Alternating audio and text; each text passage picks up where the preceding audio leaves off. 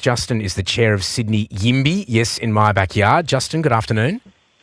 Good afternoon. You've been listening in to all of this. Are we facing a situation now where the demand for housing is just so acute and the New South Wales government has a housing density policy that's so aggressive that we are losing the heritage character of our suburbs?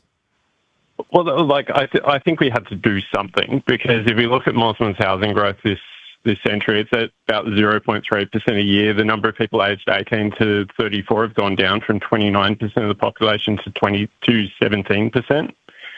And if we look at the ways that council apply heritage, we have them declaring, like many of them, like 50% of the LGA to be heritage conserved or heritage listed. They have completely unremarkable homes, heritage listed just because they're old.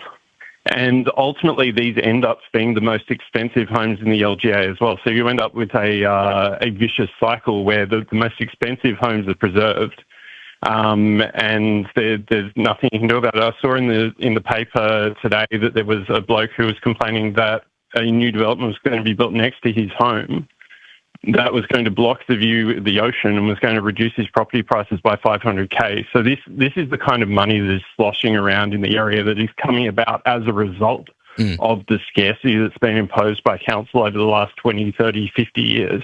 And this is kind of a reckoning with that demand. I think back to the green bands of the 70s, right? Not that I was alive then, but I've studied them, led by Jack Mundy, right? And I often think that if we didn't have that pioneering form of environmental activism then, Sydney would look like a very different place now. We wouldn't have the rocks or Centennial Park. Are we potentially risking making that mistake 50 years later? So the green bands were principally focused on protecting working class areas. They had their social license by the fact that they were protecting homes that were affordable. But if we look at Mosman, none of it's affordable. The median apartment rent has gone up by 45% in the last 5 years, and it's going to keep going up unless we do something about the housing supply shortage. Surely there's a line to cross, though.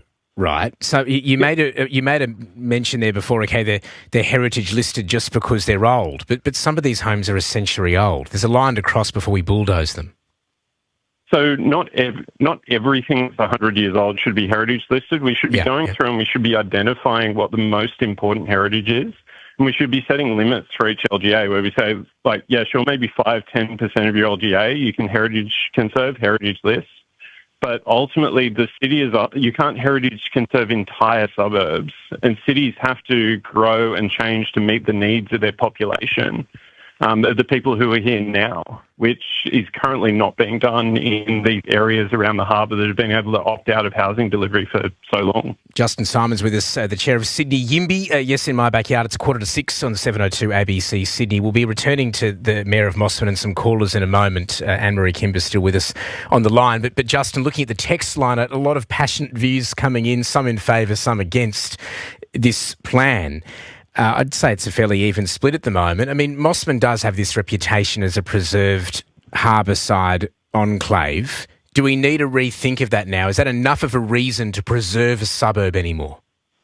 I want to lean on the word enclave. Enclave means that you're kind of isolated, you're split from the rest of the city, but they are right adjacent to the biggest city in Australia, the biggest job centre in the country, the place where the best opportunities are.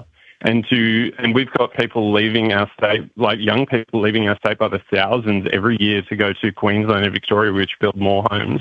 Or they're having to go out to Western Sydney where they're having to drive 50 kilometres into work. It's just not an equitable way of managing our housing system. You don't think the urban fabric of Sydney could fundamentally change, though, as a result of a very aggressive housing density policy?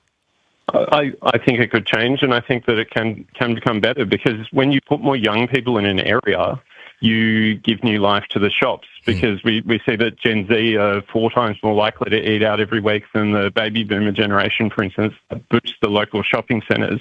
If you put people closer to their jobs, then they have to drive less far and there's less traffic. If you put people walking distance to the beach, they're going to have much higher amenity and much better lives as a result.